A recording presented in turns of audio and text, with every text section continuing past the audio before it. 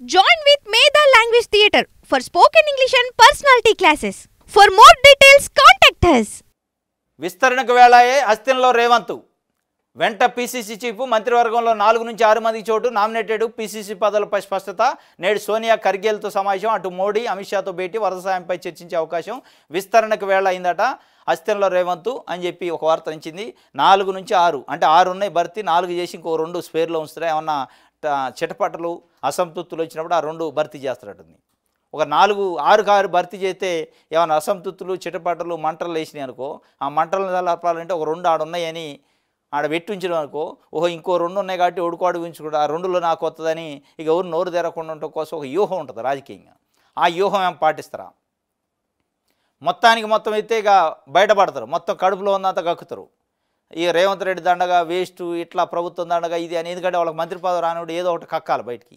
కక్కుతారు కాబట్టి ఒక 2 ఆడు చూపించి ఇక దాన్ని చూపించి ఊరిస్తూ ఉంటారు. ఆడు 2 ఉన్నాయి, ఎవడొస్తే వాడికి నీకేదని అట్లా ఏమైనా చూపిస్తారా? మొత్తానికి అయితే 4 నుంచి 6 అట్ట భర్తీ చేసేది. 4 అయితే పక్కాగా అయ్యేది ఉంది. దాంట్లో నిజామాబాద్కి నుంచి లేదు, రంగారెడ్డి హైదరాబాద్ నుంచి లేదు, ఆదిలాబాద్ నుంచి, ఈ 4 జిల్లాల నుంచి మంత్రులు లేరు. ఇప్పుడు ఈ 4 మినిమం ఇచ్చే అవకాశం ఉంది. ఇంకో 2 స్పేర్లో పెడతారనుకుంటా. ఇది ఒక వార్త. 4లో సుదర్శన్ రెడ్డి బోధన ఎమ్మెల్యే, మల్రెడ్డి రంగారెడ్డి ఇబ్రహీంపట్నం నుంచి కానీ, లేదా పరిగి రామ్మోహన్ రెడ్డి కానీ, ఇట్లా రకరకాల పేర్లు వినిపిస్తున్నాయి. ఆదిలాబాద్ నుంచి ప్రేమ్ సాగర్ రావు. వీళ్ళ పేర్లలో మరి ఎవరిది ఫైనల్ అయితే? ముఖ్యమంత్రి అయితే నిన్న పీసీసీ అధ్యక్షుని ఎంటబెట్టుకొని పోయిండు ఢిల్లీకి.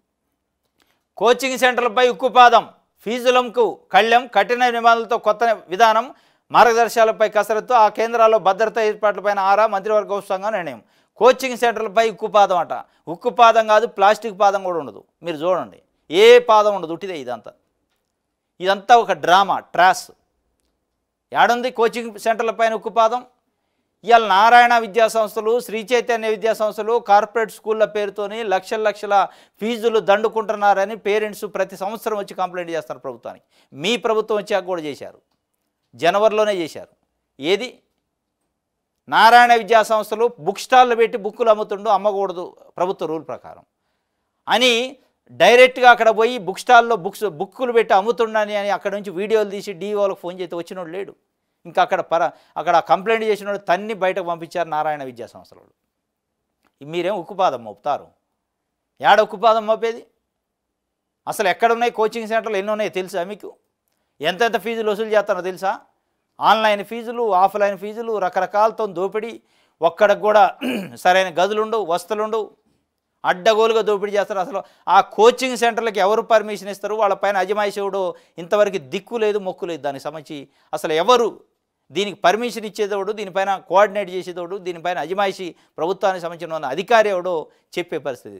డిఓని అడిగితే మాది కాదంటాడు, ఆర్జేడీని అడిగితే మాది కాదంటాడు, ఇంటర్మీడియట్ బోర్డు వాళ్ళని అడిగితే మాది కాదంటాడు, ఎవరిని అడిగినా మా పరిధిలోకి రాదంటాడు. మరి ఎవరి పరిధిలోకి వద్దా? దేవుడి పరిధిలోకి వద్దా?